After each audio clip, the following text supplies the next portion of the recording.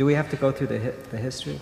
We can do virtually anything you want to do. Let's talk about something else. What would you like to talk about? Oh, I see. Well, maybe we should go through the history. Paul Simon and Art Garfunkel met in 1953 while at school in Queens. Together, they formed the folk rock duo Simon and Garfunkel. Paul Simon and Art Garfunkel were one of the most iconic duos in music history, shaping the landscape of folk rock with their poetic lyrics, intricate harmonies, and timeless melodies.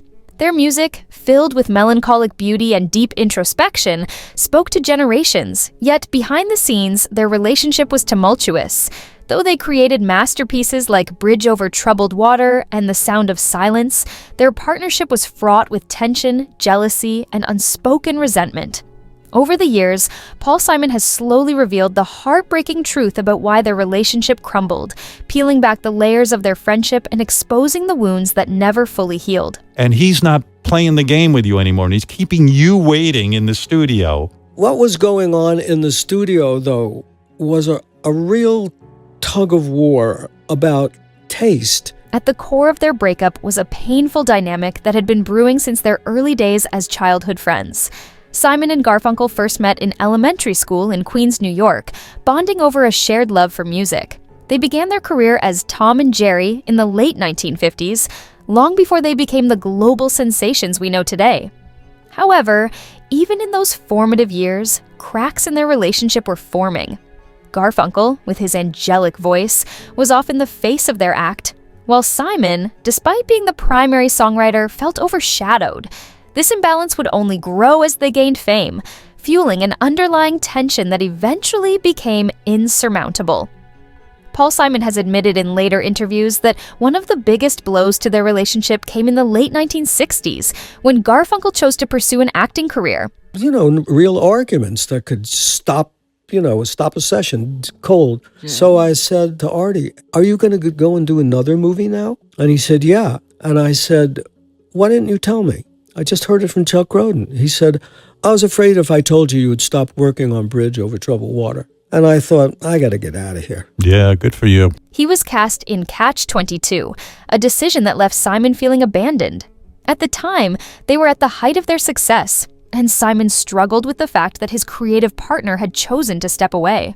To make matters worse, Garfunkel's role in the film was ultimately cut down significantly, making his absence from their music career feel even more frustrating and, in Simon's eyes, unnecessary. This resentment deepened when Garfunkel took another acting role in Carnal Knowledge, further driving a wedge between them. Simon was left feeling like he was shouldering the musical workload alone, while Garfunkel pursued personal ambitions that didn't involve him. But this was not just about one partner choosing to act. It was about deep-seated feelings of betrayal and a lack of appreciation. Simon has confessed that he often felt like Garfunkel didn't fully acknowledge the effort that went into writing their songs. He was the one crafting the lyrics and composing the melodies. Yet, it was Garfunkel's voice that was most often associated with their music. The final straw came during the recording of their magnum opus, Bridge Over Troubled Water. The song, written entirely by Simon, was intended as a gift for Garfunkel's voice, yet when Garfunkel took center stage on the track, Simon felt increasingly sidelined in his own work. Despite the song becoming one of their greatest hits, the resentment festered. Simon later admitted that he had wished he had sung the song himself, suggesting that he never felt fully recognized for his contributions. Their personal relationship also suffered from a power struggle. In multiple interviews, Paul Simon has revealed that Garfunkel had a way of making him feel small, whether intentionally or not. One of the most painful incidents occurred during their teenage years when Garfunkel cruelly referred to Simon as his second best friend. Though it may have seemed like an offhand remark at the time, it left a scar that never truly faded. Simon carried that pain with him into adulthood, and as their careers soared, the dynamic between them became increasingly fraught. Their professional breakup in 1970, after the release of Bridge Over Troubled Water, was inevitable, but their relationship didn't fully dissolve overnight.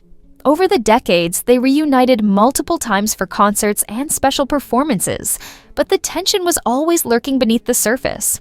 Simon has candidly spoken about how every time they reunited, the same issues resurfaced. Old wounds that had never truly healed.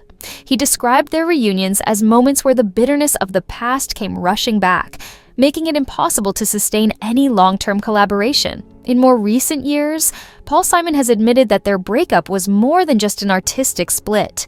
It was a deeply personal loss.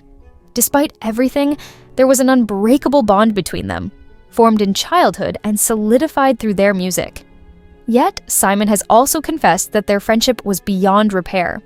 In one of his more heartbreaking admissions, he stated that they no longer speak, and any hope of reconciliation has faded with time. He has even suggested that he regrets some of the ways he handled their relationship, but acknowledges that too much damage was done.